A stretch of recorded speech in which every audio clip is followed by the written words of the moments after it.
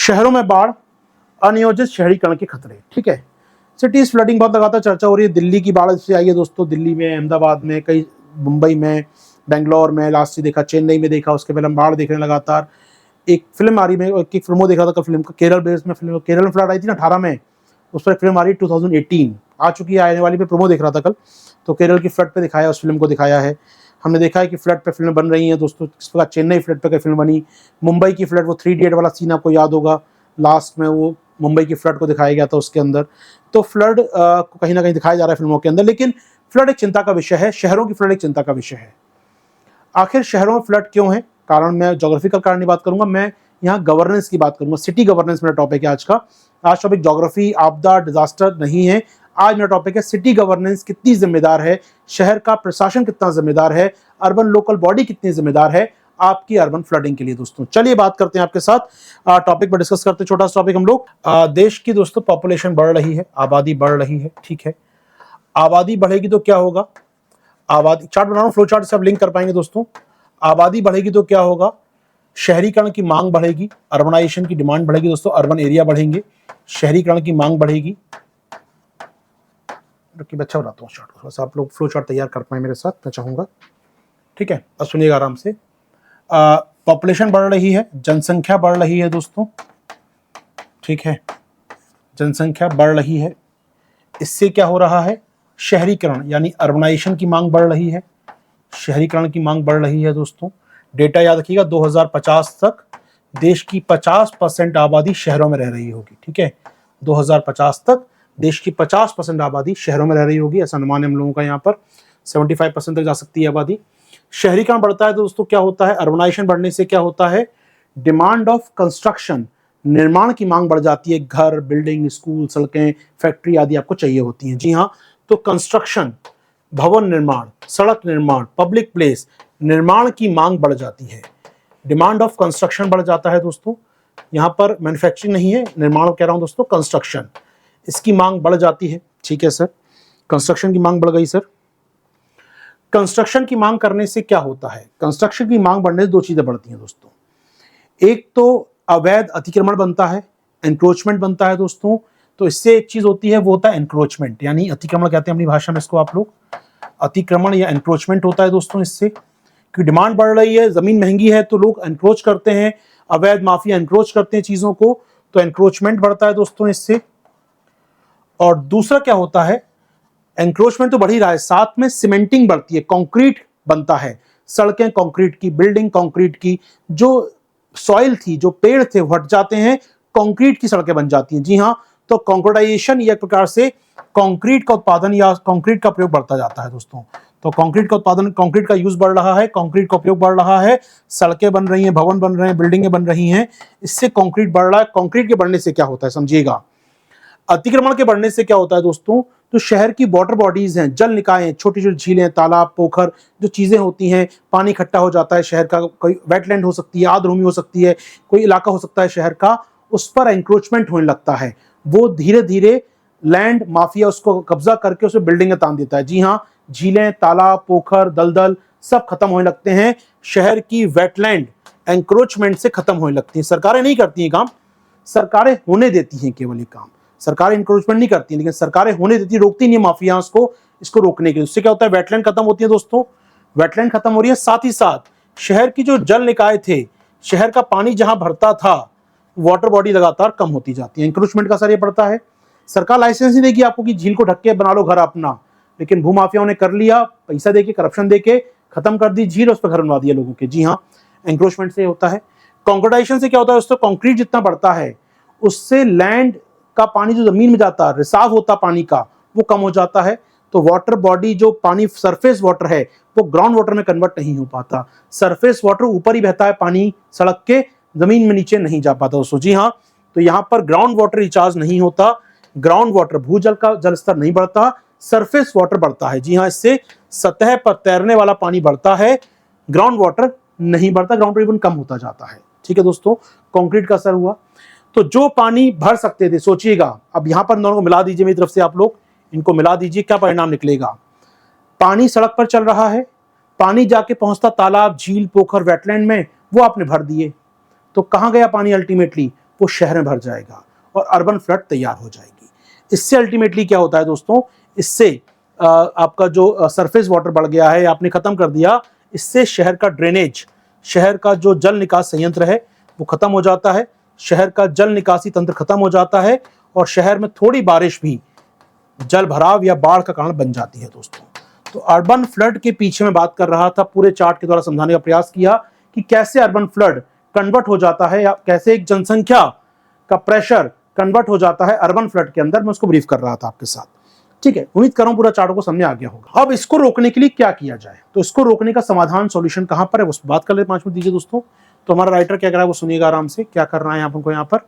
तो यहाँ पर हम बात करें, ये कह रहा है भारतीय शहर जो है बहुत ही अपने अपने वेटलैंड, हमारे जो शहर बने हैं दोस्तों ना, अब चूंकि हमारे यहाँ अर्बनाइजेशन जो भी हुआ, आपने पहला अर्बनाइजेशन कब हुआ था भारत में, पहला शहरीकरण कब हुआ था, इंडस वैली सिविलाइजेशन बोलते हैं ना, Indus valley urbanisation.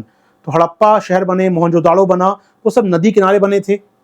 Second civilisation, urban civilisation कब हुआ, अर्बनाइजेशन कब हुआ हमारे यहाँ, गंगा घाटी का अर्बनाइजेशन पढ़ते हैं आप हिस्ट्री की बुक में, 600 AD महाजनपद एरा बना और देश में नए नए शहरों का विकास हुआ गंगा घाटी में। यानी भारत में पहला शहरीकरण और दूसरा शहरीकरण दोनों मिलाकर देखा जाए तो भारत में शहर कहाँ बनते हैं, मुख्यतः नदियों के किनारे। बड़े शहरों का आगाज नदियों किनारे हुआ, बंदरगाहों पर हुआ, वाटर बॉडीज के आसपास हुआ। अब क्या होता है दोस्तों, आज भी भारतीय शहर कहाँ बनते हैं, वो बाढ़ के मैदान जहां पर नदी का पानी फैलता है, साल में एक बार बाढ़ का मैदान होता है, वेट फ्लड होती है, या फिर वो आर्द्रभूमियों के इलाके होते हैं, वहां पर नदी किनारे बने होते हैं शहर, ठीक है। तो हमारे शहर कहाँ बनते हैं, नदी किनारे बनते हैं। इन जनरल बोल रहा हूँ, अधिकांश शहर नहीं बने होंगे लेकिन काफी शहर बने होते हैं दोस्तों। इससे क्या होता है, आपके शहरीकरण जब बनता है तो नदी के इलाका जो था उसको ढक लेते हैं आप, तो जमीन किसकी चली गई, वो नदी का फ्लड प्लेन था, वो आर्द्रभूमियां थी, वो चली जाती हैं। डेटा आपकी स्क्रीन पर है दोस्तों। यहां पर कहा गया है, आमतौर पर दुनिया में कहीं जाएंगे तो वेटलैंड को छोड़ती है दुनिया, भैया यहाँ कंस्ट्रक्शन नहीं करना, हमारे तो वहीं कंस्ट्रक्शन करना होता है। और India has lost 40% of wetland in the past 30 years. जी हाँ, भारत पिछले 30 सालों में ऑलमोस्ट 91 के एलपीजी एरा का परिणाम देख लीजिए।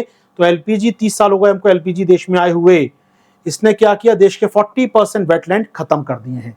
डेटा आपके सामने यूज कर सकते हैं, एलपीजी का नेगेटिव एस्पेक्ट भी इसमें लिख सकते हैं। आगे बढ़े दोस्तों, हम लोग डेटा एग्जांपल दिए काफी सारे। बड़ौदा में दोस्तों बाढ़ आई, बड़ौदा में कितना % आर्द्रभूमि चली गई। दिल्ली में दोस्तों आज 700 बचे, केवल 1000 वाटर बॉडी थे। हम देखें दोस्तों, बाढ़ आ रही है दिल्ली में, यहाँ पर कई घटनाएं दिल्ली में आई है, कई जगह पर हम देखा, कई जगह पर समस्याएं बन रही हैं, ठीक है। तो क्या किया जाए, समाधान क्या है सर, आइए दोस्तों अब बात करते हैं समाधान की। तो सॉल्यूशन में दोस्तों यहाँ पर राइटर कह रहा है 3-4 समाधान दे रहा है, ध्यान सुनिएगा, 3-4 पॉइंट लिखने में बहुत काम आएंगे आपको। पहला राइटर कह रहा है दोस्तों, हमें क्या करना होगा, हमें शहरों का क्या करना होगा दोस्तों, स्टडी करना होगा। यानी वी नीड डेटा, अल्टीमेटली अध्ययन करो यार, कितना पानी बरसता है, कितनी आबादी है, कितनी आबादी होने वाली है, कौन कौन से इलाकों में कॉन्क्रीटाइजेशन हो गया है, कितने वेटलैंड थे यहाँ पर, कितने इंडस्ट्री लग रही है यहाँ पर, स्कूल कहाँ बना है, कॉलेजेस कहाँ बने हैं, ट्रांसपोर्ट कहाँ पर है। यानी शहर के बारे का अध्ययन करो, क्योंकि हमारे शहर जो हैं, अधिकतर शहर अनप्लान्ड हैं, अनियोजित हैं, बस आबादी बढ़ती गई, शहर का दायरा बढ़ता गया। जो पहले स्लम था वहाँ मल्टी बन गई, जो नई स्लम बनते गए, देश के इलाके या शहर के इलाका बढ़ता चला गया। दिल्ली आपके सामने हाजिर है, जहां पर कोई प्लानिंग नहीं है, कोई कंस्ट्रक्शन नहीं है जो प्लान्ड आप बोल सकते हैं। तो देश के शहर अनप्लान्ड हैं, इनका स्टडी जरूरी है। जी हाँ, लोग स्टडी करके शहर बसाते हैं, हमने शहर बना लिया तो स्टडी कर लो कम से कम। जी हाँ दोस्तों, तो पहला क्या करना होगा, स्टडी मस्ट बी कंडक्टेड। जी हाँ, हमें अध्ययन करने होंगे जोखिम को समझने के लिए। अगर दोस्तों आपको मेरा कुछ दिनों पहले का एक क्लास याद हो, आपदा प्रबंधन का मैंने क्लास लिया था, मैंने कहा था 5 पॉइंट है हमारे आपदा प्रबंधन योजना में। National disaster management plan consist 5 components. First, risk assessment, जोखिम को समझिए। घुमा फिरा के राइटर कोई भी हो दुनिया का ना, यहीं से चालू करेगा सारी बातें। जोखिम को समझिए, फिर कैपेसिटी बिल्डिंग कीजिए, फिर निवेश कीजिए, गुड गवर्नेंस लेकर आइए, कोऑर्डिनेशन कीजिए, इंफ्रास्ट्रक्चर में, नॉन इंफ्रास्ट्रक्चर में निवेश करिए, और फिर साथ में ट्रेनिंग और आप ड्रिल करिए, मॉक ड्रिल कीजिए। 5 स्टेप आपको याद हो, मैंने तब भी कहा था, उस दिन भी कहा था, फिर कह रहा हूं ये बात आपसे। वो 5 स्टेप को टिप्स होने चाहिए, क्या क्या होते हैं वो। पहला रिस्क असेसमेंट, दूसरा इंटर एजेंसी कोऑर्डिनेशन, तीसरा इन्वेस्टमेंट और इंफ्रास्ट्रक्चर, चौथा इन्वेस्टमेंट और नॉन इंफ्रास्ट्रक्चर, और 5वां है कैपेसिटी बिल्डिंग। अगर याद हो तो ये नेशनल डिजास्टर मैनेजमेंट प्लान हर जगह, कोई भी राइटर पे जाएंगे यहीं से स्टार्ट करेगा कहानी। वो समाधान है ये यार, और कुछ है ही नहीं आपके पास। अब राइटर कह नहीं रहा आपदा प्रबंधन की बात कर रहा है, लेकिन सॉल्यूशन वहीं से निकालेगा वो। तो अगर आप बीइंग ब्यूरोक्रेट बनने वाले हैं तो आपके पास ये आइडिया होना चाहिए कि मेरा प्लान कहां से स्टार्ट होगा। My plan should be start with my analysis, risk analysis, जोखिम का समझ होना। और समझ कब होगी? जब डेटा होगा, अध्ययन होगा, डेटा आंकड़े मेरे पास होंगे। जी हाँ, तो पहला काम क्या कह रहा है राइटर यहाँ पर करने के लिए? पहला काम क्या कह रहा है दोस्त, सुन लीजिए यहाँ पे, स्टडी मस्ट बी कंडक्टेड। जी हाँ दोस्तों, तो स्टडी करनी होगी, यानी पहला हमको क्या करना होगा? रिस्क को समझना होगा, रिस्क एसोसिएटेड जो है हमारे फ्लड के साथ। तो वही प्लान याद करें, वही पॉइंट में दोबारा नया कुछ कहने को नहीं, पढ़ने कहने के आपसे, वही प्लान याद करें, उसको इंप्लीमेंट कर दें। वही तो समाधान है यार, वही समाधान है। आप चाहे 20 बार पढ़ लें, 100 बार पढ़ लें, इस टॉपिक को समाधान वहीं से निकल के आना है। आपदा प्रबंधन योजना, नहीं देखा है वीडियो, फिर जाके देखिएगा, अलग से मैंने उसको क्लिप करवा के लगवा दिया आपके आप स्पेशल 360 वाले मॉड्यूल में दोस्तों। 20 मिनट का लेक्चर है, जाके दोबारा देख लीजिएगा, आपदा प्रबंधन और बाढ़ हमारे यहाँ पर दोस्तों। ठीक है, आइए क्या करना होगा? पहला काम क्या करना होगा दोस्तों? हमें शहरों में अध्ययन करना होगा, स्टडी करना होगा, जो झील नदियां वहां पर उनका प्रबंधन देखना होगा। हमें देखना होगा कि वहां पर लोकल लोग पार्टिसिपेट करें दोस्तों, लोकल लोगों का पार्टिसिपेशन होना चाहिए। जीआईएस सिस्टम तैयार करें जिससे हम देख पाएं कहां पर नदियां, कहां पर झीलें हैं जिनको हम लोग सही कर सकते हैं। टैग होना चाहिए उनका, क्योंकि कंस्ट्रक्शन ऐसा ना हो जाए झील के ऊपर या नदी के इलाके में जो बाद में समस्या बन जाए। तो जीआईएस टैगिंग होनी चाहिए हमारे यहाँ पर, तकनीक का प्रयोग कीजिए। इसके अलावा दोस्तों जो पुरानी जल निकाय हैं, पुराने जल निकाय हैं दोस्तों जो खत्म हो चुके हैं, उनको पुनर्जीवित करना होगा। झील, कुएं, तालाब ढक गए, उनको पुनर्जीवित करना होगा, ये काम करना होगा। और क्या करना होगा दोस्तों हमें यहाँ पर? अब मौसम बदल रहा है, क्लाइमेट चेंज से मौसम बदल रहा है ना, तो क्लाइमेट चेंज से जो मौसम बदल रहा है, क्लाइमेट चेंज से मौसम बदल रहा है। आज यहाँ कम बारिश होती है, 5 साल बाद यहाँ बारिश तेज हो सकती है, हो सकता है क्लाउड बस्ट हो जाए, बादल फट जाए, फ्लैश फ्लड आ जाए, ज्यादा बारिश बढ़ सकती है। तो शहर का निर्माण किस प्रकार किया जाए? भविष्य की आवश्यकताओं को ध्यान रखते हुए हम ऐसे शहर बनाएं जो आपदा को मिटिगेट कर सकें, आपदा के प्रति एडॉप्टिव हो सकें। जी हाँ, इंफ्रास्ट्रक्चर डेवलपमेंट करना होगा। हमें क्या करना होगा? हमें अर्ली वार्निंग सिस्टम तैयार करने होंगे, डॉपलर डार हमें लगानी होगी। आज डॉपलर डार पढ़ा था आपकी क्लास में, किसी क्लास में कराया था डॉपलर डार? मैंने आज ही कराया मैंने कहीं किसी क्लास में, मौसम उपकरणों को पीपी मोड पे। अब इस बात को जान लिखिए, मैं जोड़ रहा हूँ यहाँ पर। हमारे जो पृथ्वी विज्ञान मंत्रालय के मंत्री हैं किरण रिजिजू साहब, मिनिस्ट्री ऑफ अर्थ साइंस के मिनिस्टर हैं, उनका कहना है कि हमें क्या करना होगा?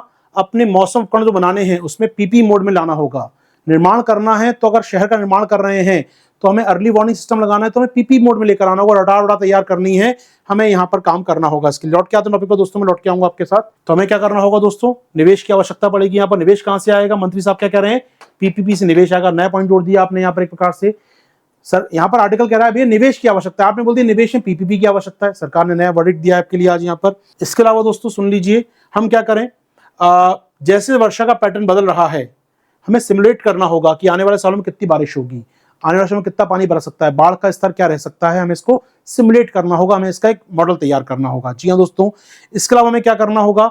मानचित्र तैयार करने होंगे, मानचित्र बनाने होंगे, बीमा प्रोडक्ट तैयार करने होंगे शहर के लिए। भैया बाढ़ आती है, डूबते हैं। अब सोचिएगा दिल्ली की बाढ़ से 1 लाख कारें डूब गई, खराब हो गई, 1 लाख कार के मालिक परेशान हो गए। दिल्ली की बाढ़ से गरीबों की आजीविका खत्म हो गई, उनकी दुकानें, उनके घर बर्बाद हो गए, उनको बीमा चाहिए। अब बीमा कंपनी कहती है एक्ट ऑफ गॉड है भैया, हम क्या करें? बाढ़ है, एक्ट ऑफ गॉड है, हम क्या कर सकते हैं? तो हमें ऐसे बीमा उत्पाद लाने होंगे जिससे उनको सुरक्षा मिल सके, उनका क्षमता निर्माण हो सके। याद है 5th पॉइंट क्या होता है? क्षमता निर्माण, कैपेसिटी बिल्डिंग। अगर मेरे पास इंश्योरेंस है तो मेरी क्षमता बेहतर है, मैं संकट से बेहतर लड़ पाऊंगा। जी हाँ, तो यहाँ पर हमें इस प्रकार के लाने होंगे दोस्तों, बीमा उत्पाद लाने होंगे। जी हाँ, हमें क्या करना होगा? जल निकासी नेटवर्क तैयार करना होगा, अपना वाटर ड्रेनेज सिस्टम सही करना होगा शहर का अपना दोस्तों। कितने बरसाती नाले होते हैं हमारे पास, उनको चेक करना होगा यहाँ पर। इसके अलावा दोस्तों हम सोचिएगा, जो पाइपलाइन है जो पानी ला रही है आपके लिए, नाली हो या कोई वाटर ड्रेनेज हो, अपने आप में उनको बेहतर को सफाई करनी होगी बार बार। हमको यहाँ पर इंफ्रास्ट्रक्चर को मजबूत करना होगा। जी हाँ, तो पहला पॉइंट हो गया सॉर्ट ऑफ आपके लिए, मूल्यांकन कर रिस्क असेसमेंट कीजिए। अब इंफ्रा लगाइए दोस्तों। इसके अलावा और क्या करें हम लोग? यहाँ पर एजेंसी जो है, कोऑर्डिनेशन चाहिए, मुझे समन्वय चाहिए दोस्तों। याद कीजिए तीसरा पॉइंट क्या था आपका, याद करें फिर से, वहां जाएं वापस प्लान पर। प्लान का पहला पॉइंट होता था क्या? रिस्क एनालिसिस कीजिए, जोखिम का मूल्यांकन कीजिए। दूसरा पॉइंट होता था inter state coordination, inter agency coordination. वही तो राइटर कह रहा है मेरा यहाँ पर, हमें क्या करना होगा? एजेंसी में कोऑर्डिनेशन करना होगा, समन्वय करना होगा एजेंसी के बीच में। यहाँ पर तीसरा पॉइंट होता था इन्वेस्टमेंट कीजिए इंफ्रास्ट्रक्चर में, जिसको मैं सेकंड पॉइंट में लिख दिया राइटर ने यहाँ पर। घुमा फिरा के वही कहते हैं यार, सब चोरी का आइटम सारा का सारा वही ना। कोई ये नहीं कहेगा आपदा प्रबंधन योजना में का है, मैंने उस दिन भी कहा था, कोई नहीं कहता बात, लेकिन लिखते सब वहीं से है, मूल वही है, दर्शन वही है आपका। तो इंफ्रास्ट्रक्चर में निवेश कीजिए दोस्तों, इन्वेस्टमेंट कीजिए इंफ्रास्ट्रक्चर में। चौथा दोस्तों, इन्वेस्टमेंट कीजिए नॉन इंफ्रास्ट्रक्चर में। और पांचवा क्या था दोस्तों, कैपेसिटी बिल्डिंग कीजिए, क्षमता निर्माण कीजिए। वही बात राइटर कह रहा है यहाँ पर अगेन। चलिए, तो वेटलैंड प्राधिकरण को अधिकार दिए जाए, इंपॉर्टेंट बात है यहाँ पर। चलिए, तो ये कुछ है दोस्तों एग्जाम्पल ने दिया है। मैंगलोर में क्या हुआ, मैंगलोर का एग्जाम्पल दिया राइटर ने, हमारे एग्जाम्पल दिया बेंगलोर की झीलों का, किस प्रकार झीलों को सही किया गया, वहां पर झीलों को पुनर्जीवित किया गया। तो उन्होंने दिखाया कि अगर समुदाय आ जाए, कम जो पूरा मॉडल है इसको इंप्लीमेंट किया जाए तो झीलें पुनर्जीवित हो सकती हैं, वाटर बॉडी पुनर्जीवित हो सकती है। मैंगलोर के एग्जाम्पल इसके सामने दिए हैं यहाँ पर। चलिए दोस्तों, उम्मीद कर रहा हूं जैसे आपको क्लियर हो गया होगा क्वेश्चन। एक क्वेश्चन देखते हैं दोस्तों आपके साथ टॉपिक पर हम लोग। प्रतिवर्ष भारत के शहर बाढ़ के समस्या ग्रस्त रहते हैं, इनके कारण बताइए और सरकार के प्रयासों के साथ साथ अपने सुझाव भी बताएं। आपके सुझाव क्या हैं, आपका सॉल्यूशन क्या है दोस्तों? सरकार जो प्रयास कर रही है वो कर रही है, तो मुझे क्या चाहिए दोस्तों, कारण चाहिए आपसे। यहाँ पर आपको मुझे यहाँ रीजन देना है, बाढ़ का रीजन क्या है, बताना है सरकार के प्रयास क्या है, यानी मुझे बताना है सरकार के एफर्ट्स क्या हैं, और तीसरा एस्पेक्ट बताना है मुझे, सुझाव देना है। आपके पास कोई अपना कुछ सजेशन आपके पास है तो मुझे अपना ओपिनियन, कीमती ओपिनियन आप दे सकते हैं। पांचों पॉइंट फिर समझ कर रहा हूं दोस्तों, जल्दी सुन लीजिए, नहीं लिखा है तो लिख लीजिए कॉपी में ना। ये ना आपदा प्रबंधन आप कभी भी करने जाएं, कहीं भी जाएं, दुनिया में किसी भी इलाके में जाएंगे, यही 5 पॉइंट हमेशा काम आने हैं। इसको आप याद कर लो ऑन द फिंगर टिप्स, अपनी उंगलियों पर इसको याद कर लो। पहला पॉइंट क्या करना है दोस्तों, हमें जोखिम का मूल्यांकन करना है, रिस्क का स्टडी करना है कि भैया कितने इलाके में बाढ़ आएगी, कितने इलाके में भूकंप आएगा, भूकंप आएगा तो कौन कौन सी बिल्डिंगें पहले गिरेंगी, बाढ़ आएगी तो कौन कौन से इलाके डूबेंगे, जंगल में आग लगेगी तो किस किस को नुकसान होगा। रिस्क असेसमेंट, मैपिंग करो, जोनल मैपिंग करो, जोनेशन मैपिंग करो, उसकी डेटा लेकर आओ सारा। जी हाँ, स्टडी करो, पहला काम। दूसरा काम, इंटर एजेंसी कोऑर्डिनेशन, क्या करना है, समन्वय की आवश्यकता है। एजेंसी में कोई गृह मंत्रालय की एनडीआरएफ है, स्टेट की एसडीआरएफ है, पुलिस है, फायर ब्रिगेड है, अस्पताल है, नगर प्रशासन है, आम जनता है, कोऑर्डिनेशन होना चाहिए। मौसम विज्ञान है, इसरो है, मैट डिपार्टमेंट है, इनकॉइस है, इनके बीच कोऑर्डिनेशन होना चाहिए। समन्वय की बहुत आवश्यकता है दोस्तों, इंटर एजेंसी कोऑर्डिनेशन की आवश्यकता है। तीसरा, निवेश करना होगा, इन्वेस्टमेंट करना होगा आपको, किसमें, अवसंरचना में, इंफ्रास्ट्रक्चर में आपको इन्वेस्टमेंट करना होगा। जी हाँ, इन्वेस्टमेंट इन इंफ्रास्ट्रक्चर। इसका मायने क्या है सर, आपको लगता है कि बाढ़ आती है तो शेल्टर हाउस बनाइए, आपको लगता है ड्रॉट आते हैं तो जल कहाँ स्टोर कहाँ कर सकते हैं वो बनाइए, आपको लगता है कि यहाँ पर भूकंप आ सकते हैं, भूकंप में मुश्किलें हो सकती हैं, या चक्रवात आते रहते हैं, चक्रवात में अच्छा इंफ्रास्ट्रक्चर हो, पावर सप्लाई ना टूटे, लोगों के घर में लाइट ना जाए, मीडिया या मतलब आपके जहाँ पर कम्युनिकेशन बना रहे लोगों के साथ, आपके लाइन अंडरग्राउंड कर दीजिए आपके वायर्स को यहाँ पर, तो चक्रवात पे कैसा इंफ्रास्ट्रक्चर हो तैयार कीजिए आप यहाँ पर। चौथा पॉइंट दोस्तों, निवेश कीजिए किसमें, गैर अवसंरचना में, नॉन इंफ्रास्ट्रक्चर में। ये क्या है, रूल्स तैयार कीजिए, रेगुलेशन तैयार कीजिए। नॉन इंफ्रास्ट्रक्चर का मतलब यहां पर है निवेश कीजिए नियम तैयार करने में, मानक तैयार करने में, स्टैंडर्डाइजेशन करने में। भैया हर साल 30 मार्च के पहले नाले साफ हो जाने चाहिए, हर साल मई के महीने के पहले नदियों की गाद हटा दी जानी चाहिए। नियम बना दिया आपने, स्टैंडर्डाइजेशन कर दिया, तो यहां निवेश कीजिए, इसको तैयार करने में निवेश कीजिए। और पांचवा काम क्या करना है दोस्तों, हमको यहाँ पर कैपेसिटी बिल्डिंग करनी है, क्षमता निर्माण करनी है। इंश्योरेंस पहुंचाइए, मॉक ड्रिल कराइए लोगों की, आपदा आती है तो कैसे काम करेंगे हम लोग, वार्निंग जारी कीजिए, मॉक ड्रिल कराना, यहाँ पर लोगों को तैयार करना, बीमा दीजिए, फाइनेंस दीजिए, उनके पक्के घर बनाइए, ये काम कीजिए दोस्तों। ये है 5 स्टेप, इसे हम कहते हैं national plan of disaster management, राष्ट्रीय आपदा प्रबंधन योजना। जारी हुई थी 2016 में पहली बार, रिवाइज किया गया था 18 में इसको दूसरी बार। काम क्या आएगी दोस्तों आपके लिए, इसको नोट डाउन कर लीजिएगा हमेशा के लिए। आगे बढ़ेंगे दोस्तों आप जल्दी से हम लोग यहाँ पर बाकी याद रखिए, प्लस कोर्स आपके चालू हो गए हैं दोस्तों। करंट अफेयर्स नेक्स्ट मंडे से आपके लिए आ रहा है दोस्तों, करंट अफेयर्स चालू हो रहा है आपका। 200 आवर्स का प्रोग्राम है दोस्तों, 200 घंटे ज्यादा प्रोग्राम होगा करंट अफेयर्स आपका। अनअकैडमी ऐप पर मिलेगा दोस्तों ये कोर्स आपको, यहाँ पर इजीली अनअकैडमी ऐप पर प्राप्त होगा। मंडे टू फ्राइडे की क्लास हुआ करेंगे दोस्तों, शाम 8 बजे हमारी, 8 to 9 का सेशन आपका रहेगा प्लस पर मेरे साथ। करंट अफेयर्स का सेशन दोस्तों साल भर चलेगा ये, इसमें हम लोग 18 महीने करंट अफेयर्स कवर करेंगे, यानी जनवरी 2023 से अगले साल पीटी से पहले यानी अप्रैल 2024 तक का हम लोग करंट अफेयर्स कवर करेंगे। Economy, IR, science tech, environment, disaster, art and culture, geography, जो भी एस्पेक्ट है दोस्तों हमारे करंट अफेयर्स के, सिंगल पॉइंट सॉल्यूशन। जी हाँ, वन स्टॉप सॉल्यूशन दोस्तों आपका ये आज चालू हो रहा है आपके अनअकैडमी ऐप के ऊपर।